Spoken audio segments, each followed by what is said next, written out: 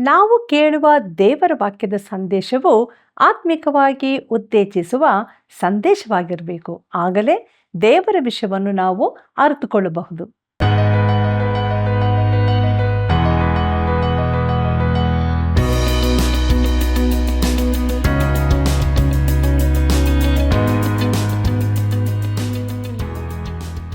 ಆತ್ಮೀಯ ಸಹೋದರ ಸಹೋದರಿಯರೇ, ದೈವಾನ್ವೇಷಣೆ ಸತ್ಯವೇದ ಅಧ್ಯಯನ ಕಾರ್ಯಕ್ರಮಕ್ಕೆ ಪ್ರೀತಿಯ ಸುಸ್ವಾಗತ. ಯೆರೆಮೀಯನ ಪ್ರವಾದನೆಯ ಪುಸ್ತಕದ ಅಧ್ಯಯನದಲ್ಲಿ ನಾವೆಷ್ಟು ವಿಷಯಗಳನ್ನು ತಿಳಿದುಕೊಂಡೆವು ಅಲ್ವಾ? ದೇವರಿಗೆ ಸ್ತೋತ್ರವಾಗಲಿ. 31ನೇ ಅಧ್ಯಾಯವು ನಾನು ಮಾಡುತ್ತೇನೆ ಎಂಬ ವಿಷಯದಲ್ಲಿ ಪ್ರಾರಂಭವಾಗಿರುವುದರಿಂದ ಬಹು ಗಂಭೀರವಾದ ವಿಷಯಗಳನ್ನು ನಾವು ತಿಳಿದುಕೊಳ್ಳಲಿರುವುದರಿಂದ ದೇವರಾತ್ಮನ ಸಹಾಯ ಬೇಡಿಕೊಳ್ಳುತ್ತಾ ನಮ್ಮ ಅಧ್ಯಯನವನ್ನು ಈಗ ಪ್ರಾರಂಭಿಸೋಣ. ಶಿಷ್ಟನ ನಂಬಿಕೆಗೆ ಆನಂದವೂ ಫಲ, ದುಷ್ಟನ ನಿರೀಕ್ಷೆ ನಿಷ್ಫಲ. ಜ್ಞಾನೋಕ್ತಿಗಳು 10ನೇ ಅಧ್ಯಾಯ 28ನೇ ವಚನ. ಆತ್ಮೀಯ ವೀಕ್ಷಕರೇ, ನಿಮಗೆಲ್ಲರಿಗೂ ದೈವಾನ್ವೇಷಣೆ ಸತ್ಯವೇದ ಅಧ್ಯಯನಕ್ಕೆ ಪ್ರೀತಿಯ ಸುಸ್ವಾಗತವನ್ನು ಬಯಸುತ್ತೇನೆ.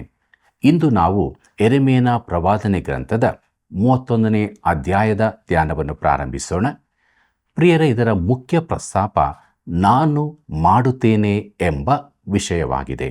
ಪ್ರಿಯರೇ, 30ರಿಂದ 33 ಅಧ್ಯಾಯಗಳಲ್ಲಿ ಉತ್ತೇಜಿಸುವ ಹೊಸ ಗೀತವು ಅಡಕವಾಗಿರುತ್ತದೆ.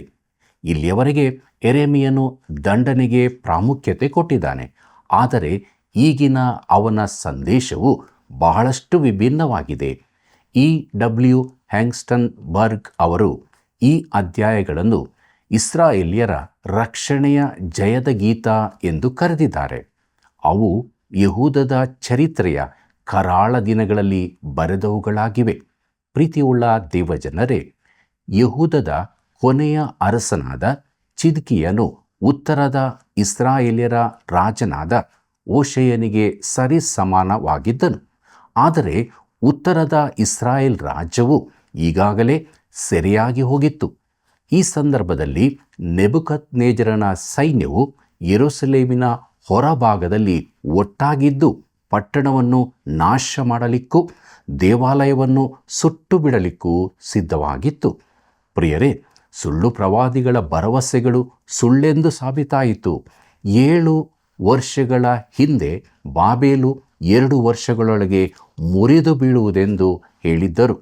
ಆದರೆ ನೆಬುಕದ್ನೆಜರನು ಮುರಿದು ಬೀಳಲಿಲ್ಲ, ಇನ್ನೂ ಬದುಕಿದ್ದನು.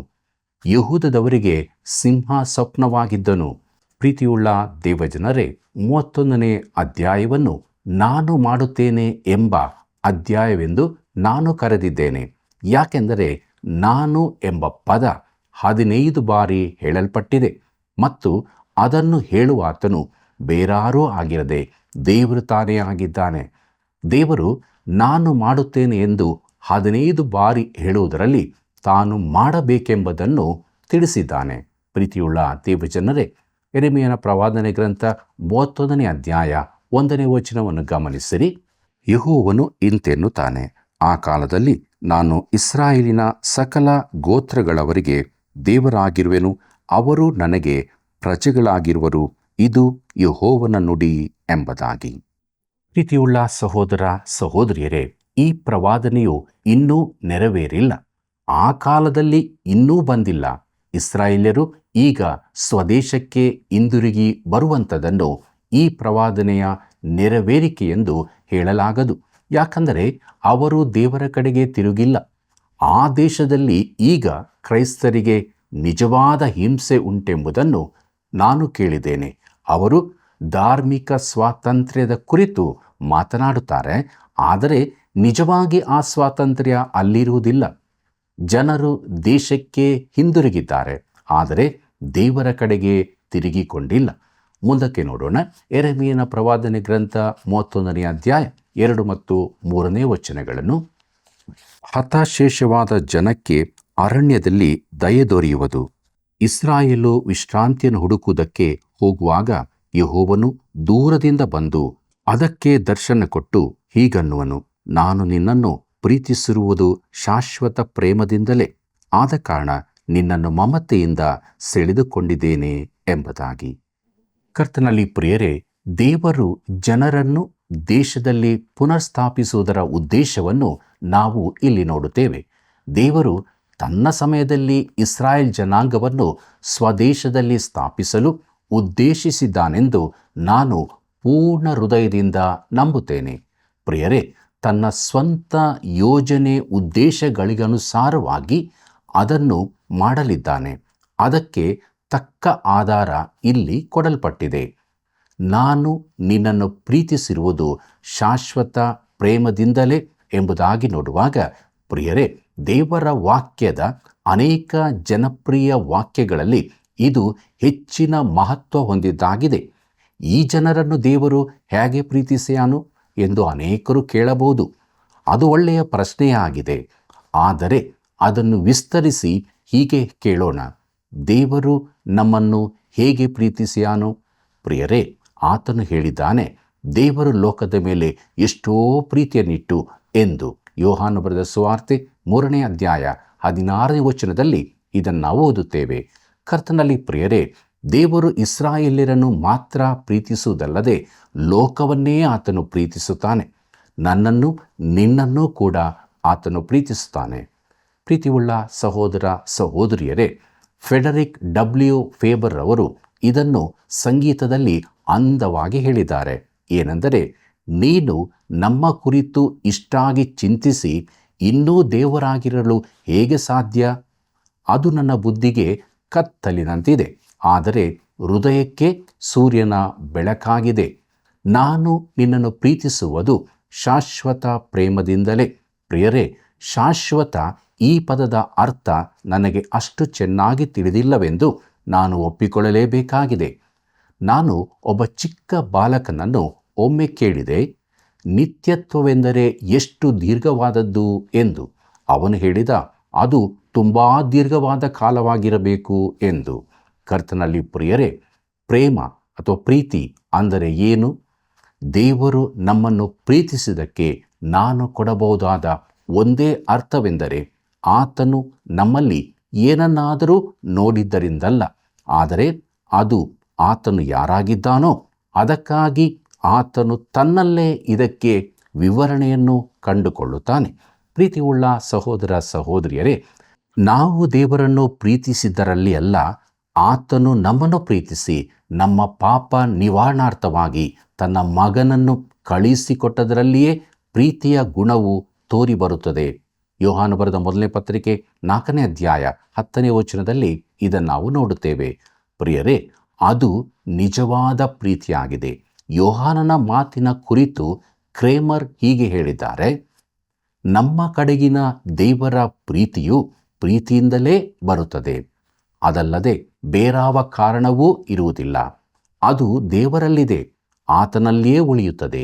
ದೇವರಲ್ಲಿರುವ ಕ್ರಿಸ್ತನೇ ಅದರ ಕೇಂದ್ರವಾಗಿದ್ದಾನೆ. ದೇವರು ನನ್ನನ್ನು ನಿನ್ನನ್ನು ಪ್ರೀತಿಸುತ್ತಾನೆ, ಆದರೆ ಯಾಕೆ ಎಂದು ನಾನು ಹೇಳಲಾರೆ. ಮುಂದುವರೆದ ನಾವು ಯೆರೆಮೀಯನ ಪ್ರವಾದನೆ ಗ್ರಂಥ 31ನೇ ಅಧ್ಯಾಯ 8ನೇ ವಚನವನ್ನು ನೋಡೋಣ. ಇಗೋ, ನಾನು ಅವರನ್ನು ಉತ್ತರ ದೇಶದಿಂದ ಬರಮಾಡುವೆನು, ದಿಗಂತಗಳಿಂದ ಅವರನ್ನು ಕೂಡಿಸುವೆನು.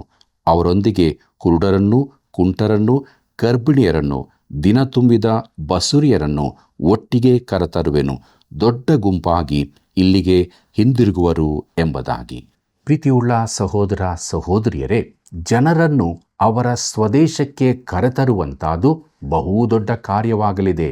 ಆತನು ಕುರುಡರನ್ನು, ಕುಂಟರನ್ನೆಲ್ಲ ಹಿಂದೆ ಬಿಟ್ಟು ದೈಹಿಕವಾಗಿ ಸ್ವಸ್ಥವಾಗಿರುವವರನ್ನು ಮಾತ್ರ ಕರೆತರುತ್ತಾನೆಂದು ನೀವು ನಂಬಬಹುದು. ಪ್ರಿಯರೇ, ದೇವರು ಹೇಳುತ್ತಾನೆ, ಹಾಗೆಂದಿಗೂ ಇಲ್ಲ, ಎಲ್ಲರನ್ನೂ ನಾನು ಹಿಂದೆ ಕರೆತರುತ್ತೇನೆ ಎಂಬುದಾಗಿ. ಯೆರೆಮೀಯನ ಪ್ರವಾದನೆ ಗ್ರಂಥ 31ನೇ ಅಧ್ಯಾಯ 9ನೇ ವಚನವನ್ನು ಗಮನಿಸಿರಿ. ಅವರು ಅಳುತ್ತಾ ನಡೆದು ಬರುವರು, ಅವರ ವಿಜ್ಞಾಪನೆಗಳಿಂದಲೇ ಅವರನ್ನು ಮುಂದುವರಿಸುವೆನು. ಎಡವದ ಸಮಮಾರ್ಗದಲ್ಲಿ ನಡೆಸುತ್ತಾ ತುಂಬಿದ ತೊರೆಗಳ ಬಳಿಗೆ ಬರಮಾಡುವೆನು. ನಾನು ಇಸ್ರಾಯೇಲಿಗೆ ತಂದೆ, ಎಫ್ರಾಯಿಮು ನನ್ನ ಹಿರಿಯ ಮಗನಲ್ಲವೇ ಎಂಬುದಾಗಿ. ಕರ್ತನಲ್ಲಿ ಪ್ರೀತಿಯುಳ್ಳ ಸಹೋದರ ಸಹೋದರಿಯರೇ, ನಾನು ಇಸ್ರಾಯೇಲಿಗೆ ತಂದೆ, ಎಫ್ರಾಯಿಮು ನನ್ನ ಹಿರಿಯ ಮಗನಲ್ಲವೇ? ದೇವರು ಯಾವ ಇಸ್ರಾಯೇಲ್ಯನಿಗೂ ತಾನು ತಂದೆ ಎಂದು ಹೇಳಿರಲಿಲ್ಲ. ನನ್ನ ಸೇವಕನಾದ ಮೋಶೆ ಎಂಬುದಾಗಿ ಆತನು ಕರೆದಿದ್ದಾನೆ. ಯೆಹೋಶುವನ ಪ್ರವಾದನೆ ಗ್ರಂಥ 1ನೇ ಅಧ್ಯಾಯ 2ನೇ ವಚನದಲ್ಲಿ ನೋಡುತ್ತೇವೆ. ನನ್ನ ಸೇವಕನಾದ ದಾವೀದನು ಕೀರ್ತನೆ 89:3 ನೋಡುತ್ತೇವೆ. ಆದರೆ ಇಡೀ ಜನಾಂಗದ ಕುರಿತು ಒಟ್ಟಾಗಿ ಹೇಳುವಾಗ ಆತನು ನಾನು ಇಸ್ರಾಯೇಲಿಗೆ ತಂದೆ ಎಂದು ಹೇಳುತ್ತಾನೆ. ವಿಮೋಚನೆ ಕಾಂಡ ಪುಸ್ತಕ 4ನೇ ಅಧ್ಯಾಯ 22ನೇ ವಚನದಲ್ಲಿ ಕೂಡ ಇದನ್ನು ನಾವು ನೋಡುತ್ತೇವೆ. ಮುಂದುವರೆದು ನಾವು ಯೆರೆಮೀಯನ ಪ್ರವಾದನೆ ಗ್ರಂಥ 31ನೇ ಅಧ್ಯಾಯ 10ನೇ ವಚನವನ್ನು ನೋಡೋಣ. ಜನಾಂಗಗಳೇ, ಯೆಹೋವನ ವಾಕ್ಯವನ್ನು ಕೇಳಿರಿ, ದೂರ ದ್ವೀಪಗಳಲ್ಲಿ ಸಾರಿರಿ. ಇಸ್ರಾಯೇಲ್ಯರನ್ನು ಚದರಿಸಿದಾತನು ಕುರುಬನು ಮಂದೆಯನ್ನು ಕಾಯುವ ಕುರುಬನಂತೆ ಅವರನ್ನು ಕೂಡಿಸಿ ಕಾಪಾಡುವನು ಎಂದು ಪ್ರಕಟಿಸಿರಿ. ಯೆಹೋವನು ಯಾಕೋಬ್ಯರನ್ನು ವಿಮೋಚಿಸಿದ್ದಾನಲ್ಲ ಎಂಬುದಾಗಿ. ಪ್ರೀತಿಯುಳ್ಳ ದೇವಜನರೇ, ಪ್ರತಿದಿನ ಲೋಕದಾದ್ಯಂತ ಅನೇಕರಿಗೆ ತಲುಪುವ ಮಾಧ್ಯಮ ಸೇವೆಯನ್ನು ದೇವರು ನಮಗೆ ಕೊಟ್ಟದಕ್ಕಾಗಿ ದೇವರಿಗೆ ಸ್ತೋತ್ರ ಹೇಳುತ್ತೇವೆ. ಆತನು ಇಸ್ರಾಯೇಲ್ಯರನ್ನು ಚದರಿಸಿದ್ದಾನೆಂಬುದನ್ನು ಎಲ್ಲರೂ ಕೇಳಬೇಕು. ಅದು ಅವರ ಮೇಲಿನ ದಂಡನೆಯಾಗಿದೆ. ಆದರೆ ಆತನು ಅವರನ್ನು ಶಾಶ್ವತ ಪ್ರೇಮದಿಂದ ಪ್ರೀತಿಸುತ್ತಾನೆ ಮತ್ತು ಅವರನ್ನು ಸ್ವದೇಶಕ್ಕೆ ಬರಮಾಡುತ್ತಾನೆ. ಆತನು ಇಸ್ರಾಯೇಲನ್ನು ಪ್ರೀತಿಸಿದನು, ಅವರನ್ನು ದಂಡಿಸಿದನು. ಇದೊಂದು ಸಿಹಿ ಕಹಿಗಳ ಮಿಶ್ರಣದ ಸಂದೇಶ. ಪ್ರಿಯರೇ, ಯೆರೆಮೀಯನ ಪುಸ್ತಕವಿಡೀ ಸಂತೋಷದ ಛಾಯೆ ಇದೆ, ಅದರೊಂದಿಗೆ ದುಃಖದ ಛಾಯೆಯೂ ಇದೆ. ಚೀನಾ ದೇಶದವರ ಒಂದು ಖಾದ್ಯ ಹುಳಿ ಸಿಹಿ ಆಗಿದೆ, ಅದರಂತೆ ಇದೂ ಕೂಡ. ಮುಂದಕ್ಕೆ ನಾವು ಯೆರೆಮೀಯನ ಪ್ರವಾದನೆ ಗ್ರಂಥ 31ನೇ ಅಧ್ಯಾಯ 13 ಮತ್ತು 14ನೇ ವಚನಗಳನ್ನು ನೋಡೋಣ.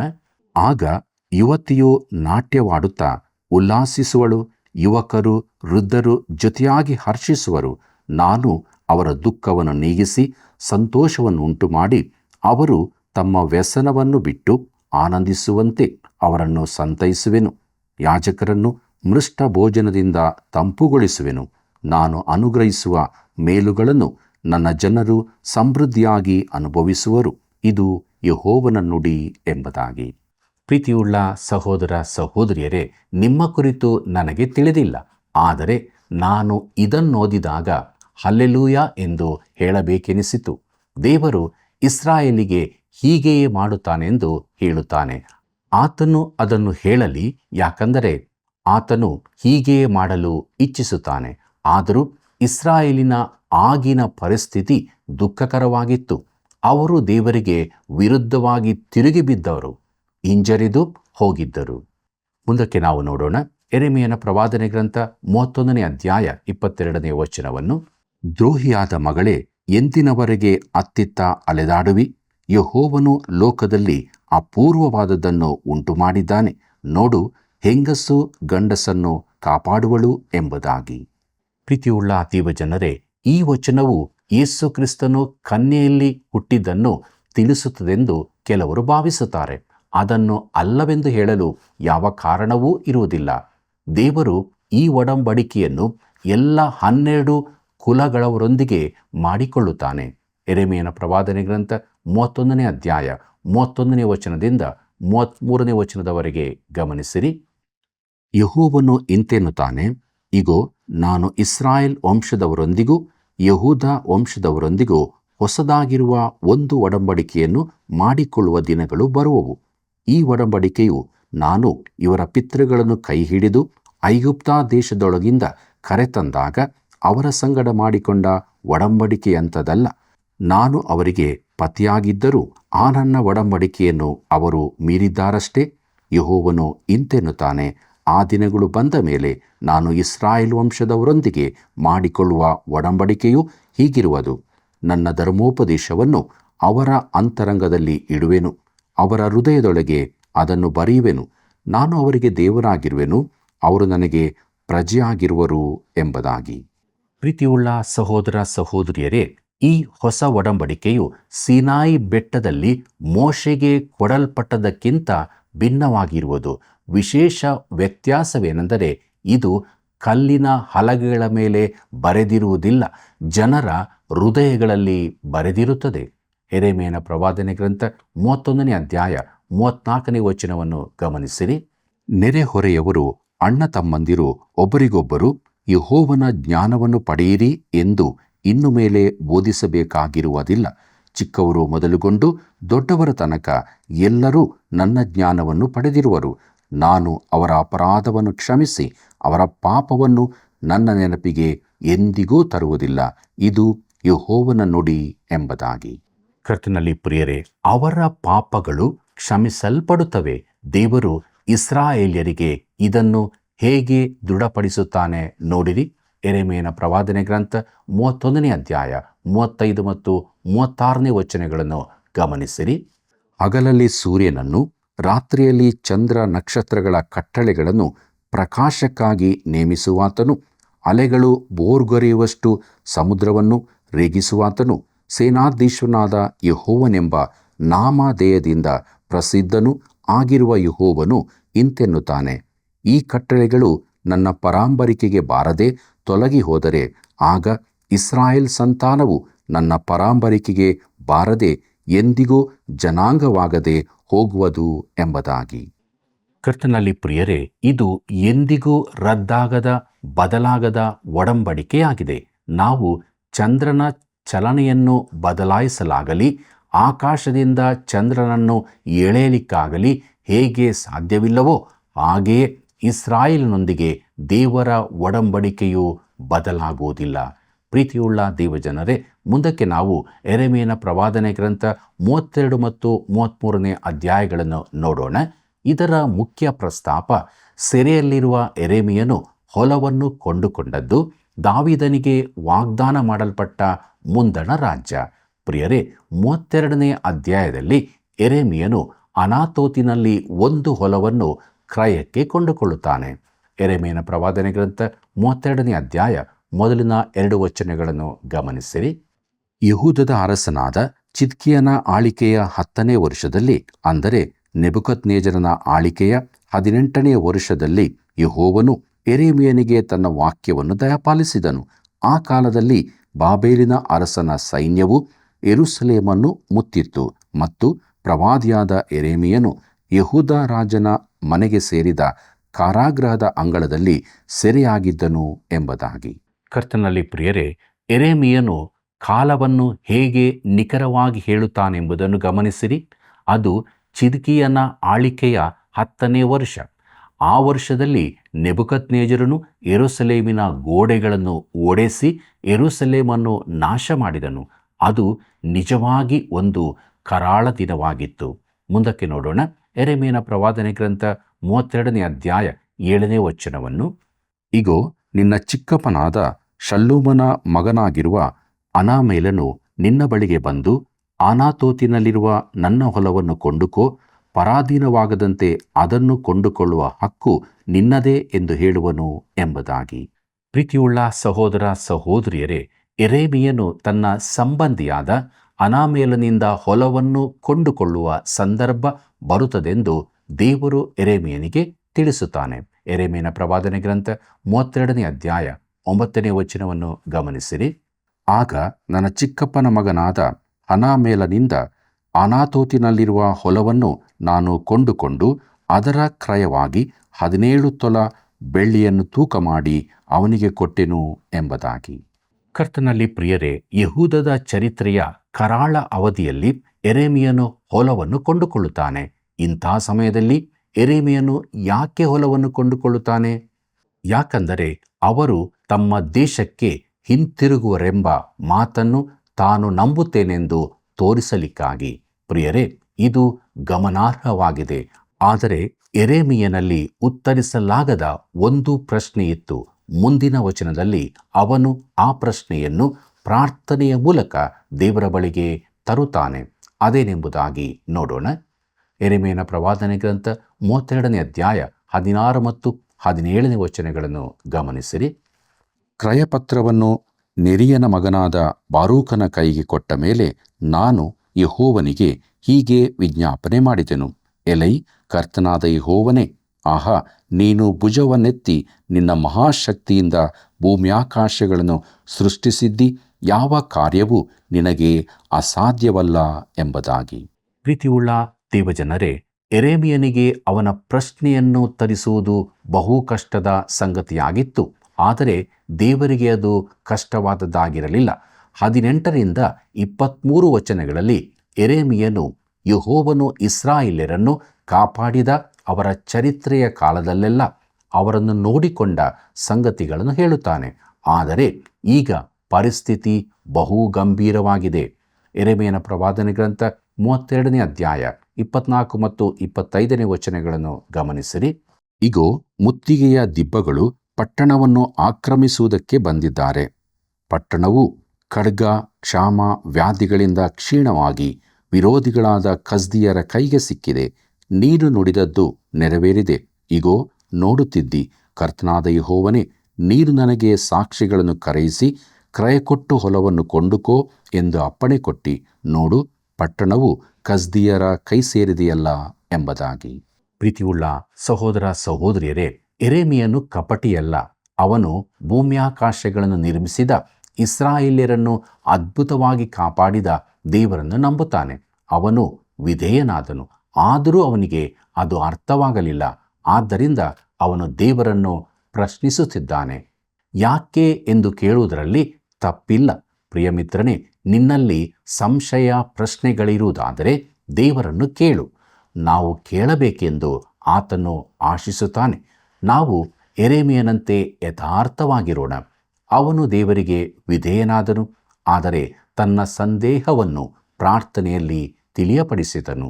ಪ್ರೀತಿಯುಳ್ಳ ದೇವಜನರೇ, 26ರಿಂದ 44 ವಚನಗಳಲ್ಲಿ ದೇವರು ಯೆರೆಮೀಯನ ಪ್ರಾರ್ಥನೆಗೆ ಉತ್ತರಿಸುತ್ತಾನೆ. ಯೆರೆಮೀಯನ ಪ್ರವಾದನೆ ಗ್ರಂಥ 32ನೇ ಅಧ್ಯಾಯ 26 ಮತ್ತು 27ನೇ ವಚನಗಳನ್ನು ಗಮನಿಸಿರಿ. ಆಗ ಯೆಹೋವನು ಯೆರೆಮೀಯನಿಗೆ ಈ ಮಾತನ್ನು ದಯಪಾಲಿಸಿದನು. ಇಗೋ, ನಾನು ಯೆಹೋವನು, ನರಪ್ರಾಣಿಗೆಲ್ಲ ದೇವರು, ನನಗೆ ಅಸಾಧ್ಯವಾದುದುಂಟೋ ಎಂಬುದಾಗಿ. ಕರ್ತನಲ್ಲಿ ಪ್ರಿಯರೇ, ತನಗೆ ಯಾವುದೂ ಅಸಾಧ್ಯವಲ್ಲ ಎಂಬ ಮಾತಿನೊಂದಿಗೆ ದೇವರು ಮಾತನಾಡತೊಡಗುತ್ತಾನೆ. ಯೆರೆಮೀಯನ ಪ್ರವಾದನೆ ಗ್ರಂಥದ 32ನೇ ಅಧ್ಯಾಯ 36ನೇ ವಚನದಿಂದ 42ನೇ ವಚನದವರೆಗೆ ನೋಡುವಾಗ ದೇವರು ಪಟ್ಟಣವನ್ನು ಕಸ್ದೀಯರ ವಶಕ್ಕೆ ಒಪ್ಪಿಸುತ್ತಾನೆ. ತನ್ನದೇ ಸಮಯದಲ್ಲಿ ಅವರಿಂದ ಅದನ್ನು ಬಿಡಿಸಿಕೊಳ್ಳುತ್ತಾನೆ. ದೇವರು ಯೆಹೂದವನ್ನು ದಂಡನೆಗೆ ಒಪ್ಪಿಸುತ್ತಾನೆ. ಮುಂದಕ್ಕೆ ಕರುಣೆಯಿಂದ ಅವರನ್ನು ಬಿಡಿಸುತ್ತಾನೆ. ಇದು ಆತನ ವಾಗ್ದಾನ. ನಾವು ಆತನ ಬಳಿಗೆ ಹೋದಾಗ ನಮಗೂ ಹಾಗೆಯೇ ಮಾಡುತ್ತಾನೆ. ಪ್ರಿಯರೇ, ಯೆಹೂದ್ಯರಿಗೆ ಕರಾಳ ದಿನಗಳು ಬಂದಿವೆ. ಆದರೆ ಯೆರೆಮೀಯನಿಗೆ ದೇವರು ನಿರೀಕ್ಷೆಯ ಬೆಳಕನ್ನು ಕಾಣಿಸುತ್ತಾನೆ. ದಾವೀದನಿಗೆ ಮಾಡಿದ ಒಡಂಬಡಿಕೆಯನ್ನು 33ನೇ ಅಧ್ಯಾಯದಲ್ಲಿ ಪುನಃ ದೃಢೀಕರಿಸುತ್ತಾನೆ. ಜನರನ್ನು ಸ್ವದೇಶದಲ್ಲಿ ಸ್ಥಾಪಿಸಿ ತನ್ನೊಂದಿಗೆ ಅನ್ಯೋನ್ಯವಾಗಿ ಮಾಡುವ ದಿನವು ಬರಲಿದೆ. ಪ್ರಿಯರೇ, ದೇವರು ಅನ್ಯೋನ್ಯತೆಯನ್ನು ಬಯಸುತ್ತಾನೆ. ಆದುದರಿಂದ ದೇವರ ಮತ್ತು ನಮ್ಮ ಸಂಬಂಧವನ್ನು ಬಲಪಡಿಸೋಣ. ನಾವು ಮಾಡಿದ ಒಡಂಬಡಿಕೆಗೆ ಅನುಸಾರವಾಗಿ ನಾವು ಜೀವಿಸೋಣ. ಪ್ರಾರ್ಥನೆ ಮಾಡೋಣ. ಕೃಪಾಳು ದೇವರೇ, ನಿನ್ನ ವಾಕ್ಯದ ಮೂಲಕ ನಮ್ಮ ಸಂಗಡ ನೀನು ಮಾತನಾಡಿದ್ದಿ, ನಮ್ಮನ್ನು ಬಲಪಡಿಸಿದ್ದಿ. ನಿನಗೆ ಅನಂತ ಸ್ತೋತ್ರವಾಗಲಿ. ನಿನ್ನೊಂದಿಗೆ ನಾವು ಮಾಡಿಕೊಂಡಂಥ ಒಡಂಬಡಿಕೆಗೆ ಅನುಸಾರವಾಗಿ ಜೀವಿಸುವುದಕ್ಕೆ ಸಹಾಯ ಮಾಡು. ನಮ್ಮೆಲ್ಲ ವೀಕ್ಷಕ ಬಾಂಧವರ ಜೊತೆ ನೀನಿರು ಸ್ವಾಮಿ. ನಿನ್ನ ವಾಕ್ಯಗಳಿಂದ ಅವರನ್ನು ತುಂಬಿಸು. ಅವರಿಗೆ ನಿನ್ನ ಬೆಳಕನ್ನು ಕೊಟ್ಟು ನೀನು ಪ್ರತಿಷ್ಠಿಸಿದಂಥ ಜೀವವುಳ್ಳ ಮಾರ್ಗದಲ್ಲಿ ದಿನಾಲು ಮುನ್ನಡೆಸು. ನಮ್ಮೆಲ್ಲರ ಜೀವಿತದಲ್ಲಿ ನಿನಗೆ ಮಹಿಮೆಯಾಗಲಿ. ಯೇಸುವಿನ ನಾಮದಲ್ಲಿ ಬೇಡಿದ್ದೇವೆ ತಂದೆಯೇ, ಆಮೆನ್. ಆತ್ಮೀಯರೇ, ಇಂದಿನ ಅಧ್ಯಯನದಲ್ಲಿ ನಾವು ತಿಳಿದುಕೊಂಡೆವು, ದೇವರು ಹೇಳಿದ ಮೇಲೆ ಮುಗಿಯಿತು, ಅದು ನಡೆಯುತ್ತದೆ ಎಂದು. ದೇವರು ತನ್ನ ಜನರನ್ನು ದಂಡಿಸಿ ಪುನಃ ಸ್ಥಾಪಿಸ್ತಾನೆ. ಅದರಂತೆ ಪಾಪಮಯವಾದ ಜೀವಿತದಲ್ಲಿ ನಾವಿರುವಾಗ ನಮ್ಮ ತಪ್ಪುಗಳನ್ನು ಒಪ್ಪಿಕೊಂಡು ಆತನ ಬಳಿಗೆ ಬರುವುದಾದರೆ ಆತನು ನಮ್ಮನ್ನು ಕ್ಷಮಿಸಿ ಹೊಸ ಜೀವಿತಕ್ಕೆ ನಡೆಸ್ತಾನೆ. ಇದುವೇ ದೇವರ ಪ್ರೀತಿ. ಆದುದರಿಂದ ನಾವೆಲ್ಲರೂ ಇಂದಿನಿಂದ ದೇವರ ಪ್ರೀತಿಯಲ್ಲಿ ನಡೆಯೋಣ. ಪ್ರಿಯ ವೀಕ್ಷಕರೇ, ಹೇಗಿತ್ತು ಸತ್ಯವೇದ ಅಧ್ಯಯನ? ನಿಮ್ಮ ಪ್ರಿಯರೆಲ್ಲರಿಗೂ ಈ ಕಾರ್ಯಕ್ರಮವನ್ನು ಪರಿಚಯಪಡಿಸಿರಿ. ತಪ್ಪದೆ ಕರೆ ಮಾಡಿ ಸೇವೆಯನ್ನು ಬೆಂಬಲಿಸಿರಿ. ಪ್ರೀತಿಯ ವಂದನೆಗಳು.